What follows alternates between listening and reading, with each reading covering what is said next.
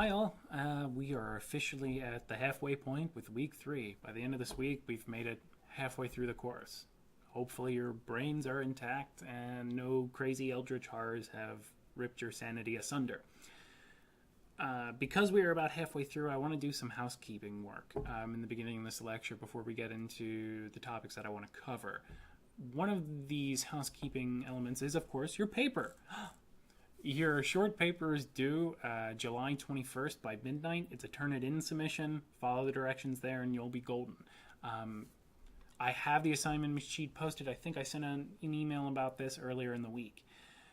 I want to clarify what I mean here real quick because this isn't an in-person class. It's really hard to judge your understanding. So I really want to emphasize what I mean by a good claim and good close reading. So I'm going to take a few minutes to tease this out. Take a look at that assignment sheet. Remember that the claim of a good close reading asks and answers 3 major questions. What is being said by the author in the text? How is that message being said? Like what literary devices, patterns, or themes, or tactics are used to help convey that message?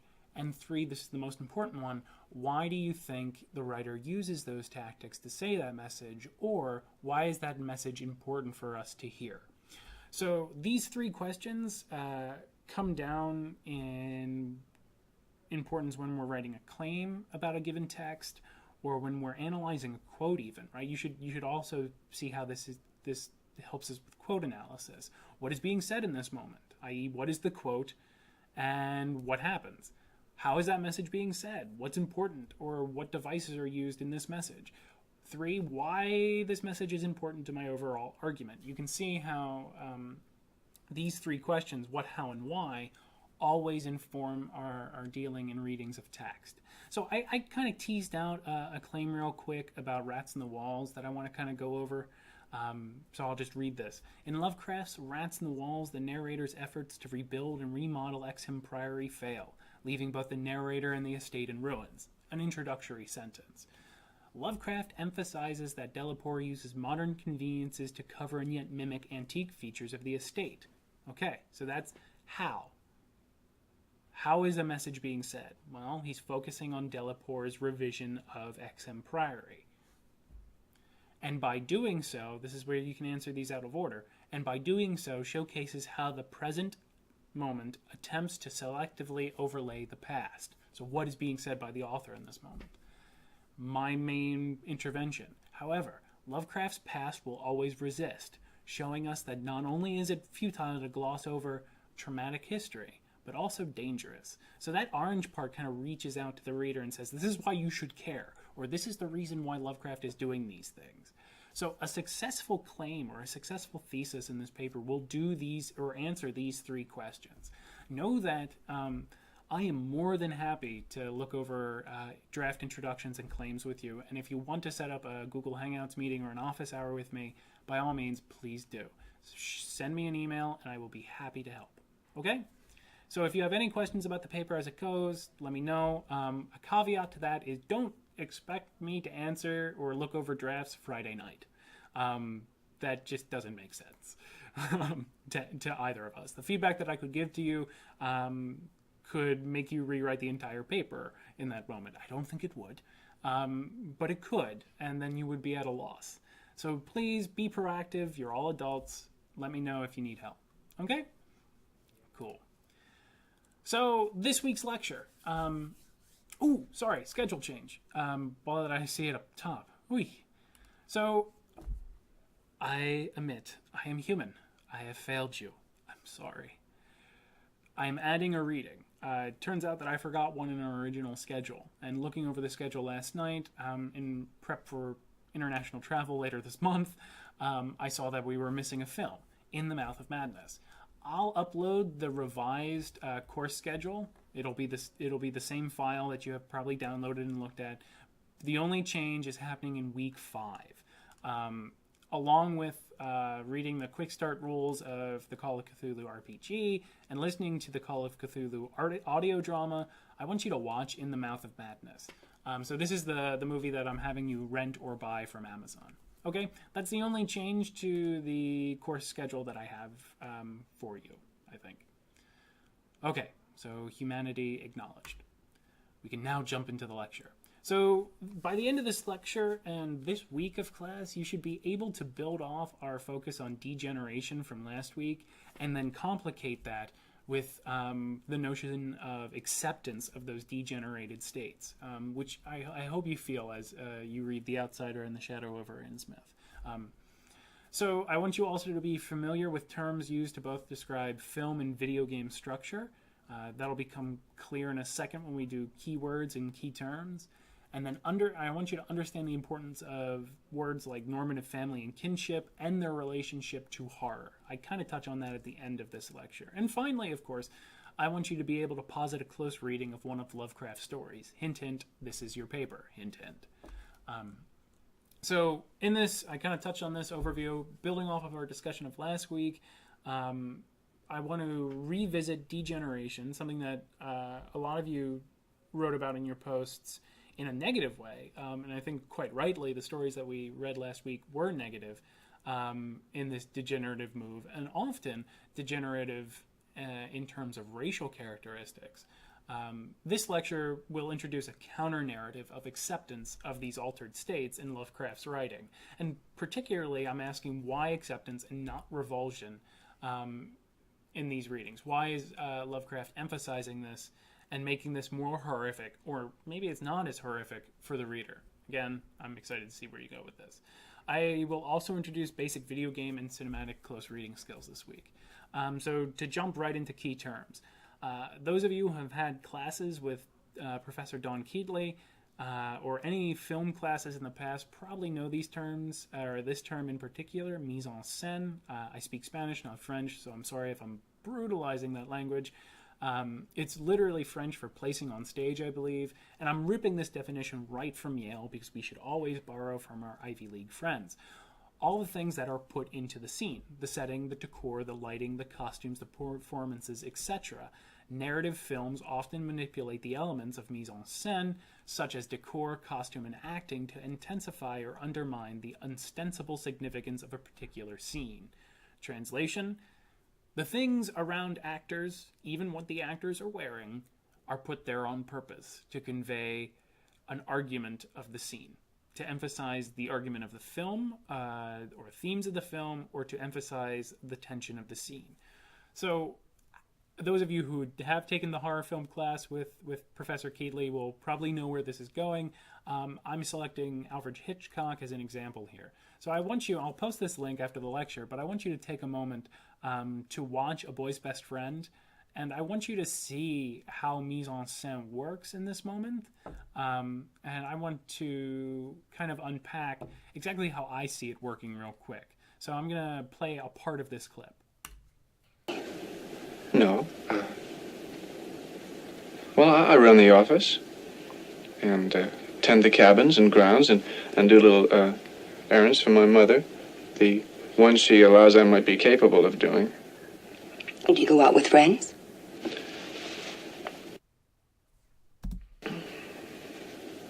Well, a boy's best friend is his mother.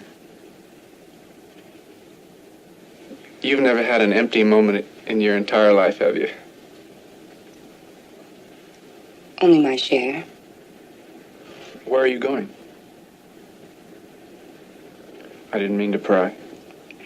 I'm looking for a private island.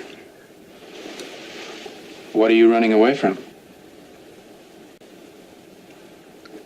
Why do you ask that? No. People never run away from anything. The rain didn't last long, did it?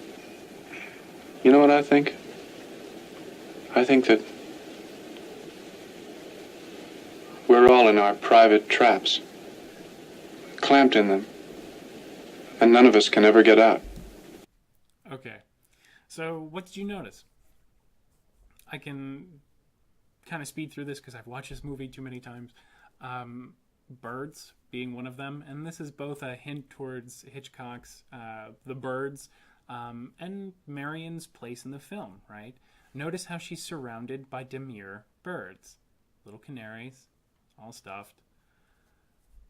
And then also notice how she's physically enclosed in. The shot is, and especially when Norman Bates there is talking about being in our own isolated traps, the scene itself emphasizes this by closing Marion in. She is barricaded in the scene, right? These details kind of enclose in her, versus Norman, who seems a bit more open, right? So let's jump back. I'm sorry, my computer is messing up. Notice Norman here. He's kind of out in the open. This is the same scene. He's surrounded by predatory birds, these giant owls, these figures in the back, the paintings in the back that reveal naked women or women in ravishment by two male assailants. So like this is mise-en-scène at its height. In this way, the birds aren't attacking Norman. He seems okay there.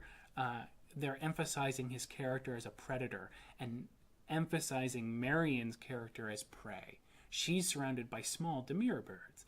The first scene of Norman that we have in the clip is his hands on a demure bird. So, like, Hitchcock's being heavy-handed in mise-en-scène here. He's emphasizing the role of these characters. Same thing later on. Those of you who have seen the film, this is a painting that Norman removes off the wall in order to gaze voyeuristically into Marion's hotel room. Notice the subject of the picture.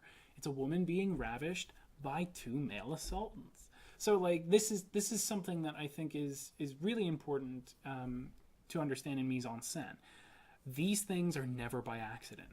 Hitchcock and the prop designers and the directors of photography all work together to emphasize themes and claims in a given scene through props, through lighting, through character design and costuming, through the way the scene is shot itself, shadows. All emphasize and work together to prove a point of a scene. Nothing is a mistake. This is important as we go forward and we start watching more films. So next week when you're watching John Carpenter and Event Horizon, I think mise-en-scène is less important than it is in Hitchcock. Hitchcock is kind of heavy-handed. John Carpenter is a little more at times subtle, but I think just as important going forward. For this week, what I want you to do with mise-en-scène is focus in on how Resident Evil 7 builds mise-en-scène in that prologue that I have a stream for. So what elements stick out to you, and how do those elements of mise-en-scène help emphasize the potential claims or the themes of the prologue of the game? Fair enough? Cool. Jumping ahead, no. So, next topic, Imp of the Perverse. This is a phrase cribbed right from Poe's short essay on impulse, but it also appears in Shadow over Innsmouth. In short, this is a moment when, despite all reason, we are tempted by a wish to do something contrary or extreme in a given situation. This impulse then turns into a wish, then a desire, then extreme longing. We want to, we crave to do it. Think of the narrator. Going into Innsmouth. Oh, I'm touring the eastern coast for wonderful architecture. Oh, look, funny little leapfrogging fish boys. I want to examine that. Hard, decrepit architecture. Awesome. Why is Innsmouth the way it is?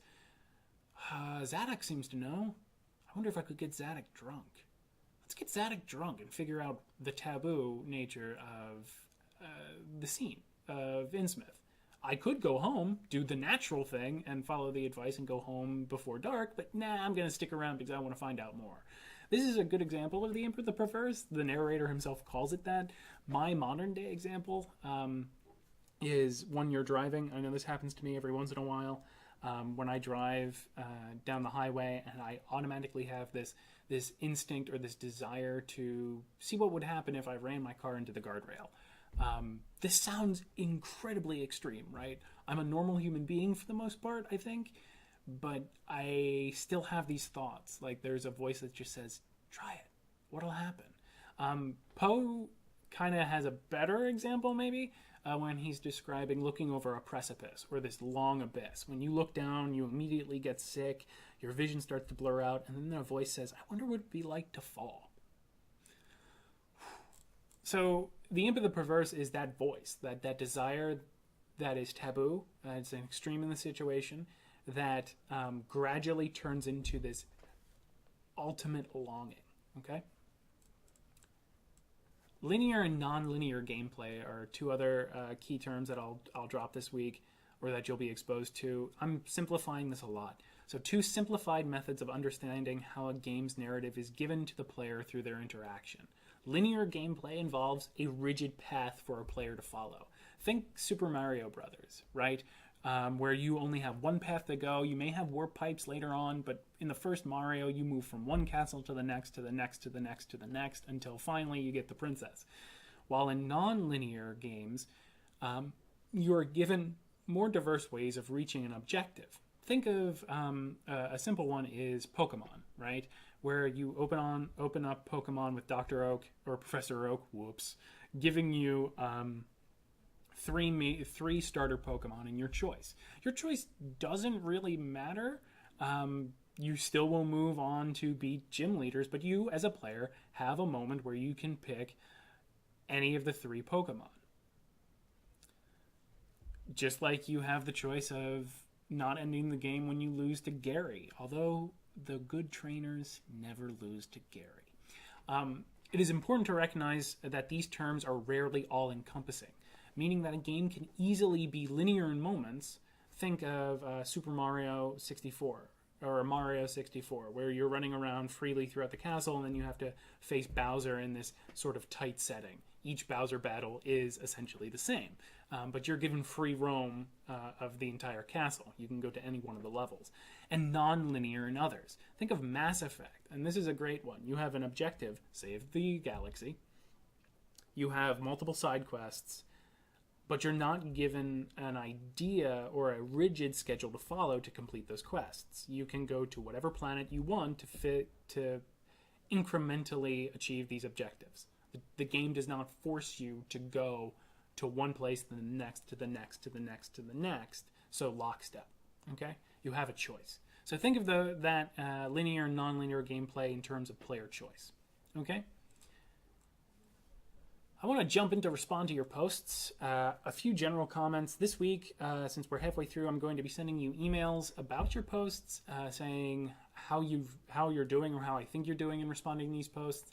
I don't think any of you are in danger here. I think you're all responding very adequately and developed nice responses to your peers. So I think we're all on the right page, but still I'm going to give some feedback.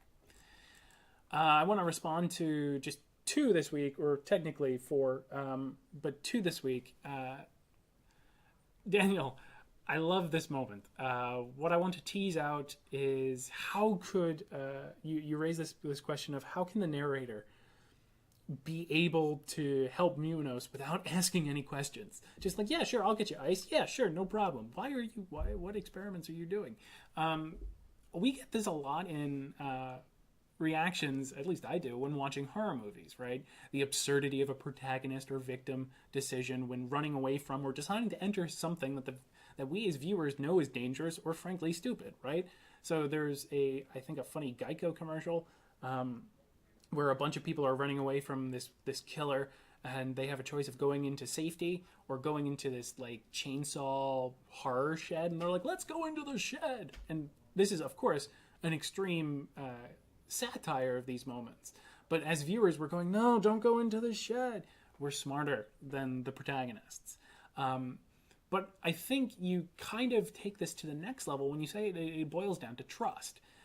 Going off of our discussions on unreliable narrators, we as readers don't trust any of these characters anymore, right? Especially you guys now reading Lovecraft. Everyone that you meet, you're like, I don't know. So I want to highlight this, your point about trust, and say that it's incredibly well taken. Since trust or devotion may blind us to the reality of the situation that we find ourselves in, right? Maybe we won't ask Munos why because we are so enthralled with him, right? And this happens in daily life, right? You never question. There are times where you may not question your situation because you trust the people around you. But really, really awesome point. Daniel, again, Victoria, and Kayla, you highlight this moment with Dr. Munos, and I want to, in relationship to the landlady. And as you point out, how can Lovecraft give us this hard description of the landlady and then everything that we saw last week, and then immediately turn around and describe Munos in a better light? check out this description. I immediately started thinking of Orinoco. This is an early text. I'm going way back in time. Describing Orinoco. This is the narrator describing Orinoco, the royal slave. He's a African slave. He was adorned with a native beauty so transcending all of those of his gloomy race that he struck in awe and reverence even into those that knew not his quality, as he did into me, who beheld him with surprise and wonder, when afterwards he arrived in our world, who beheld him with surprise and wonder, was adorned with a native beauty, transcending all those of his gloomy race that he struck in awe and reverence into those that knew not his quality.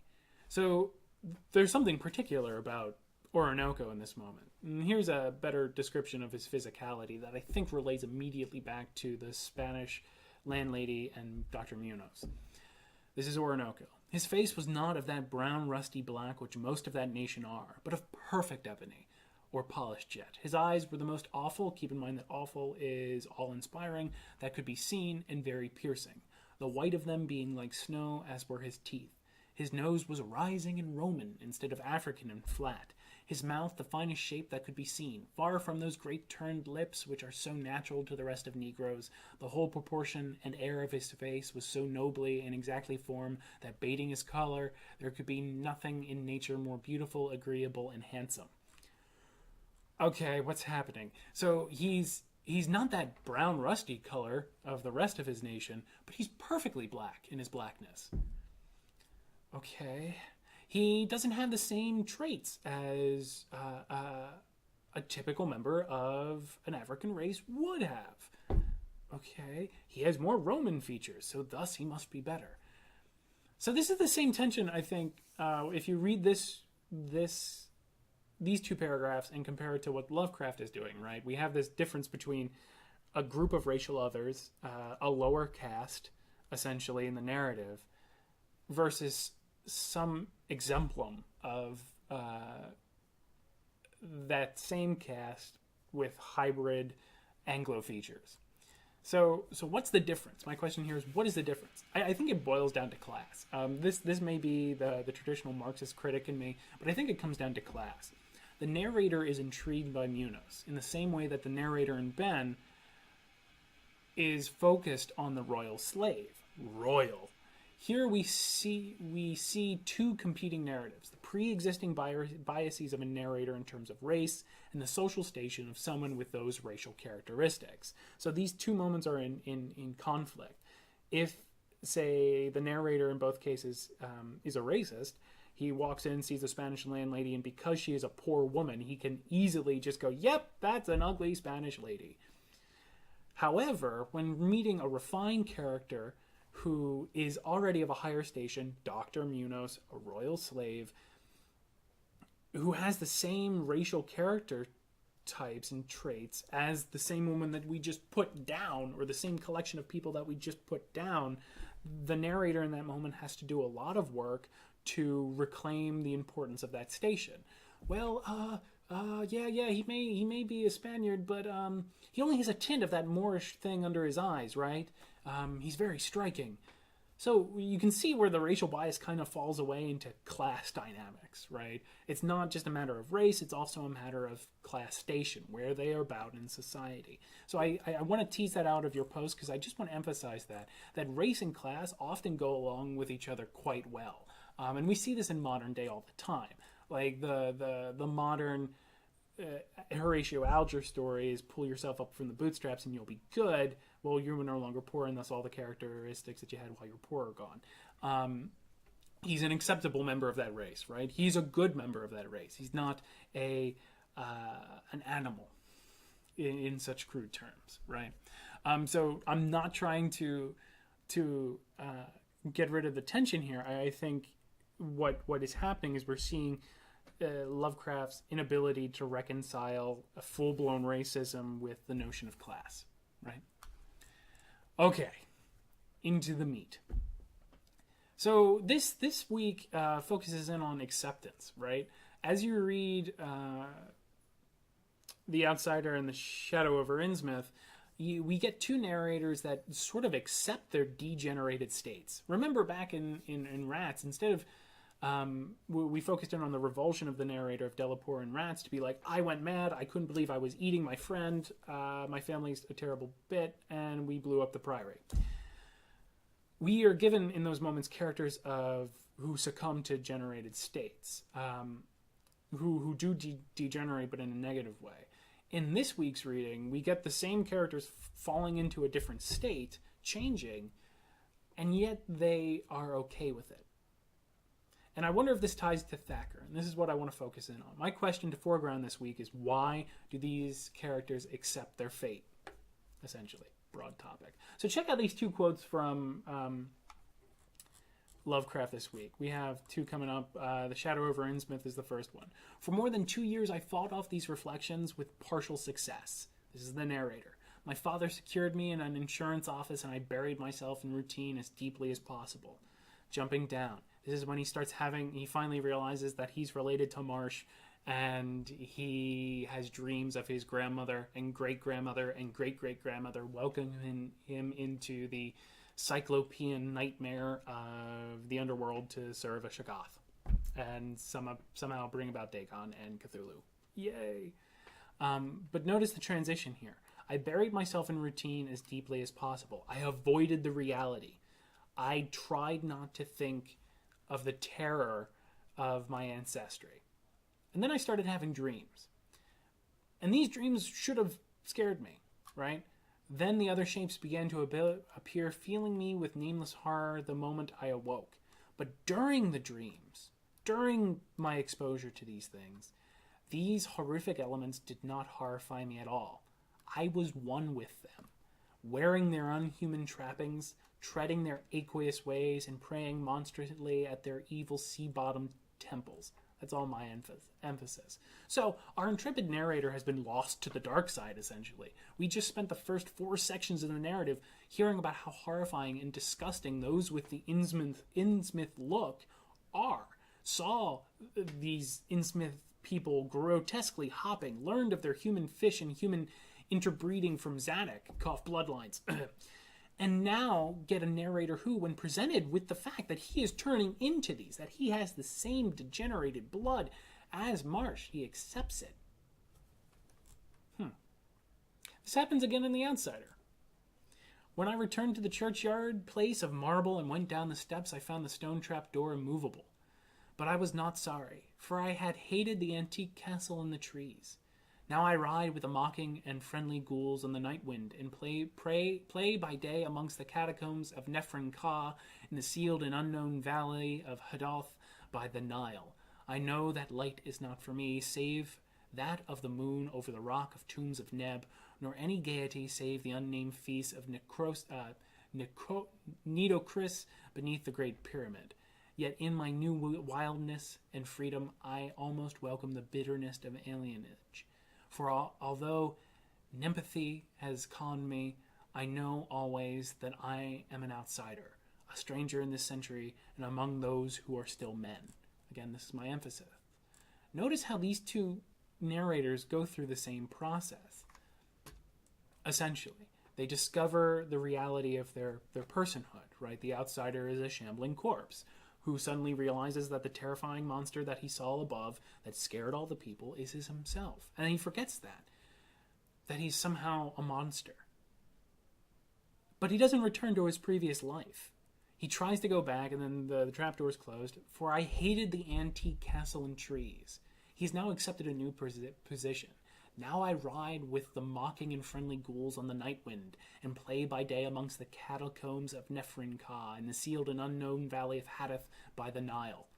He's accepted his change. He's accepted this move. He's lost the civility that he had reading all the books in his tomb, right?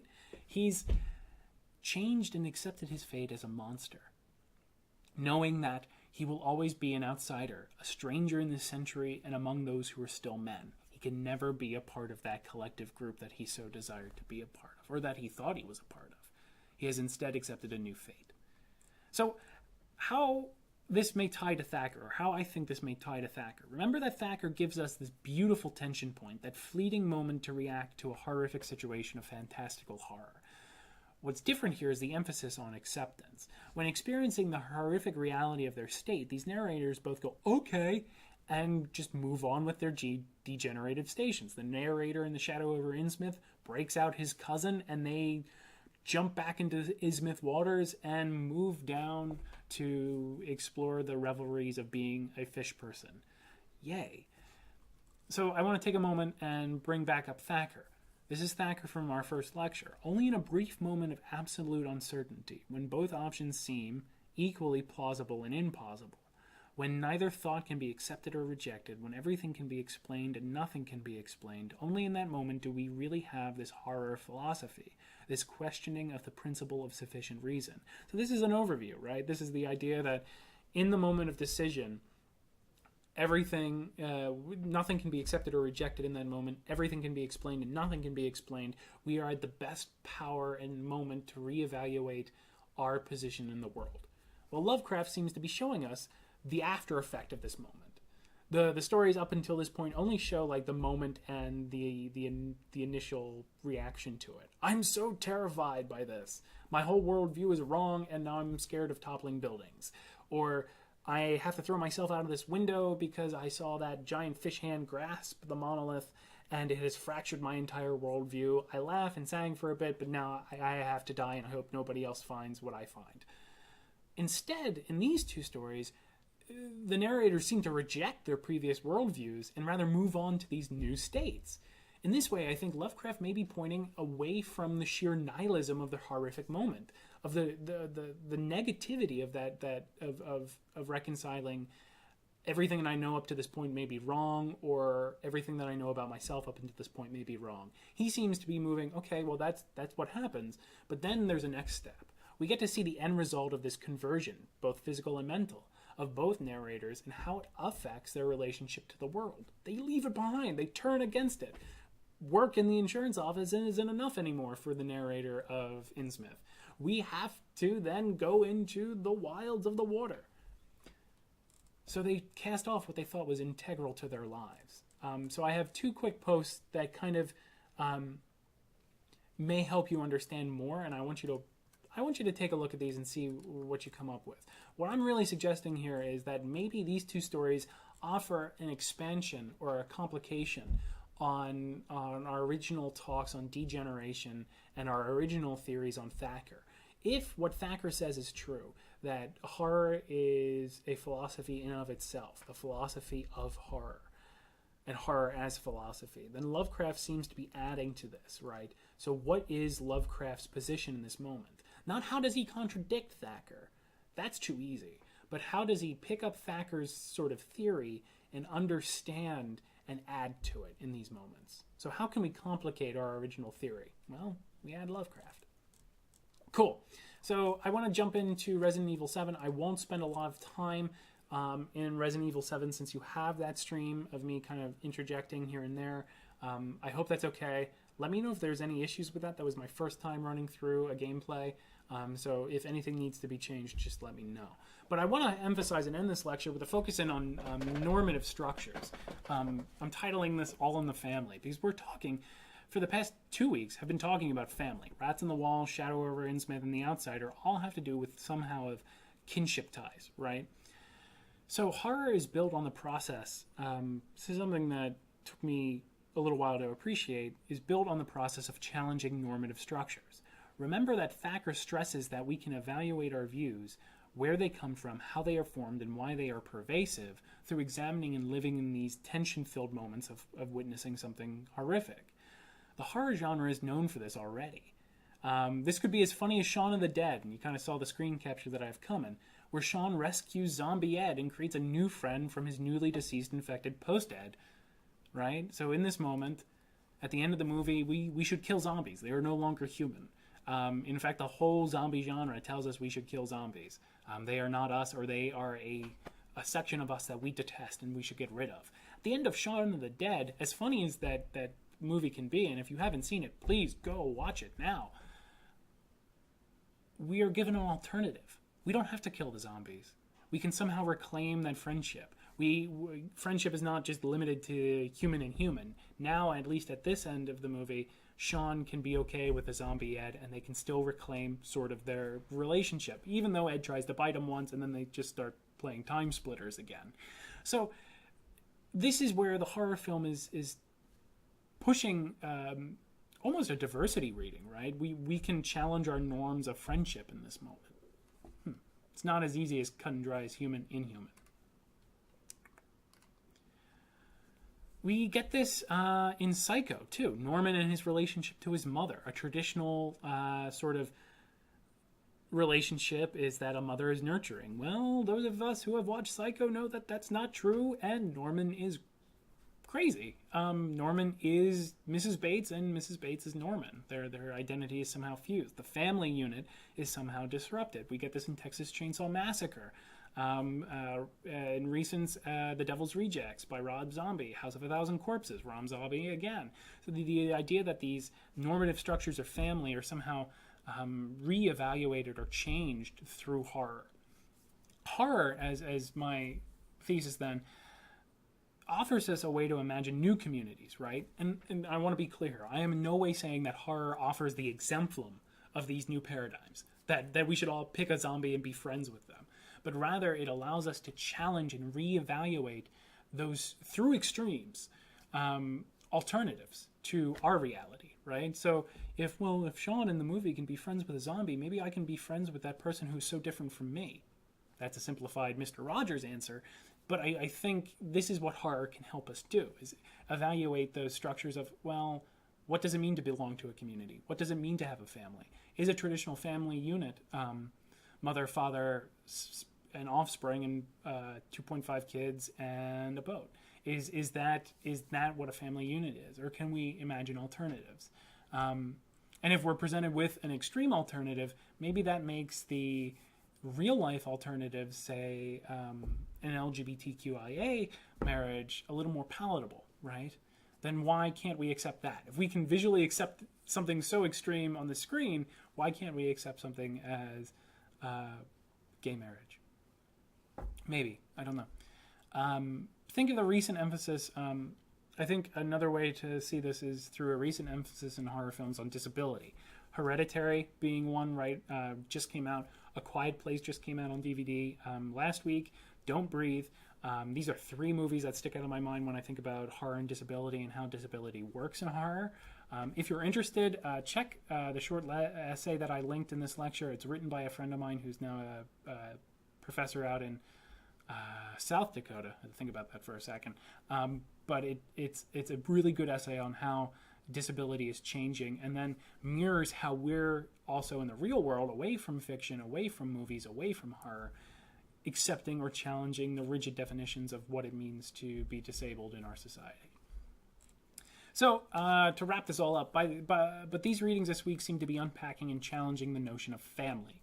I want you to take a look at the stream of RE7 and look over the readings that you have this week and notice how it disrupts and how those readings disrupt and support normative structures like masculinity, heroism, and family structure. Okay? A longer lecture, I apologize, but we had a lot of material to cover, and I wanted to make sure you had everything that you needed going into it. Please let me know if anything comes up, and I'll talk to you next week, and I look forward to reading not only your posts, but your papers. Thanks all. Take care.